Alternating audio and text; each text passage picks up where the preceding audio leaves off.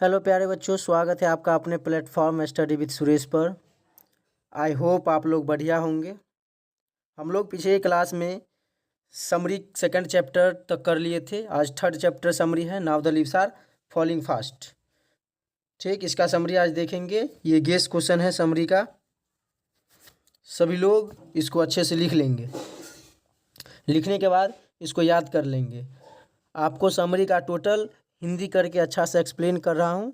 सारा बच्चे बने रहेंगे इस चैनल से। चलिए, क्या कह रहा है?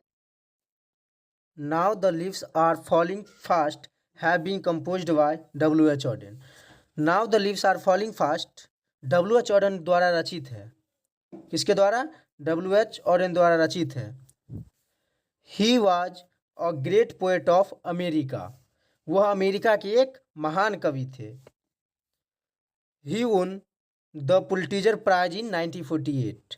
वे 1948 ईस्वी में पुलिट्जर प्राइज जीते थे, यानी पुलिट्जर पुरस्कार जीते थे। ठीक है, कौन? तो W.H. ऑडेन साहब। क्या बोले? Now the leaves are falling fast has been composed by W.H. Auden का मतलब now the leaves are falling fast W.H. Auden द्वारा रचित है। He was a great poet of America. वह अमेरिका के एक महान कवि थे। He won the Pulitzer prize in 1948। W.H. Auden साहब को 1948 ईस्वी में पुलिट्जर पुरस्कार जीते थे।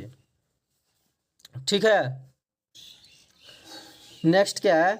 In this poem the poet expresses the continuity of human life. अब आप लोग कॉपी पे नोट करते रहिए।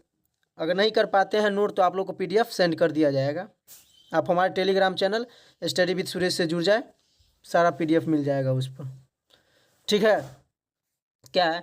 In this poem the poet expresses the continuity of human life. इस कविता में कवि मानव जीवन की निरंतरता को दर्शाता है। किसका? निरंतरता को दर्शाता है। ठीक है, this is a nature poem. यह एक प्राकृतिक कविता है, नेचर पोएम है। कौन? तो now the leaves are falling fast.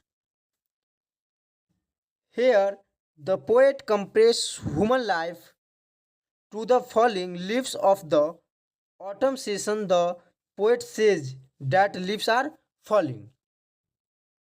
इसका मतलब क्या? यह कवि मानव जीवन की तुलना पतझड़ ऋतु से, किससे? पतझड़ ऋतु से गिनती हुई पत्तियां से करते हैं।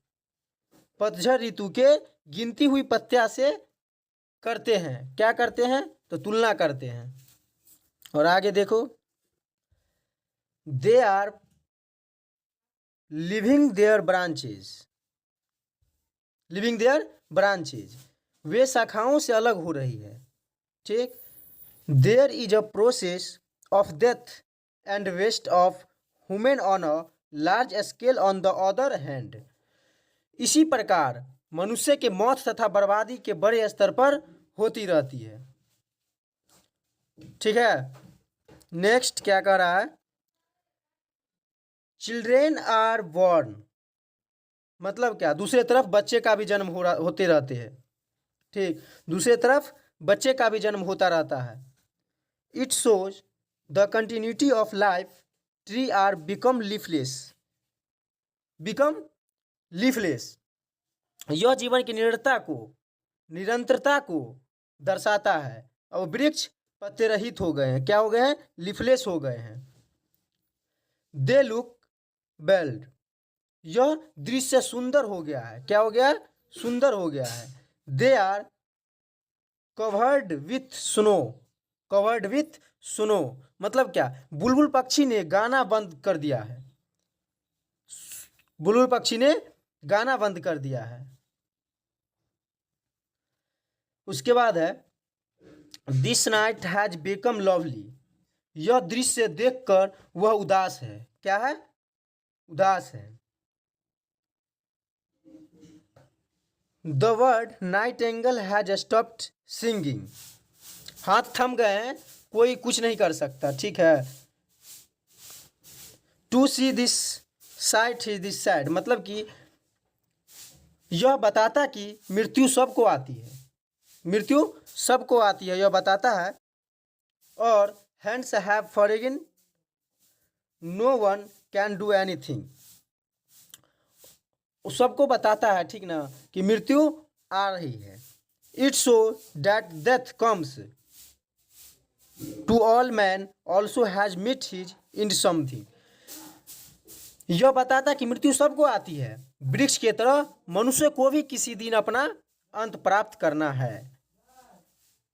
क्या समझे? वृक्ष की तरह मनुष्य को भी किसी दिन अपना अंत प्राप्त करना है, यानी कि मृत्यु पाना ही है। समझ में आया? तो ये द इंड हुआ। Now the leaves are falling fast का समरी इंड हुआ। आप लोग हिंदी एक्सप्लेन कर दिया, आप लोग अच्छा है समझ गए होंगे। अगर आप लोग अच्छा है समझ गए तो आप लोग कमेंट बॉक्स में बताएंगे अपना फीडबैक, ठीक है? कमेंट बॉक्स में अपना फीडबैक ज़रूर बताएंगे। और नेक्स्ट की क्लास में हम लोग फिर समरी चलेंगे, और बैक से ऑब्जेक्टिव भी चल रहा है इंग्लिश का, चैप्टर वाइज ऑब्जेक्टिव, ठीक है? तो आप हमारे टेलीग्राम चैनल से नहीं जुड़े हैं तो टेलीग्राम चैनल से जुड़ जाए। टेलीग्राम चैनल है study with Suresh. I hope आप लोग को सभी को समझ में आ गया होगा। तो thank you, take care all of you.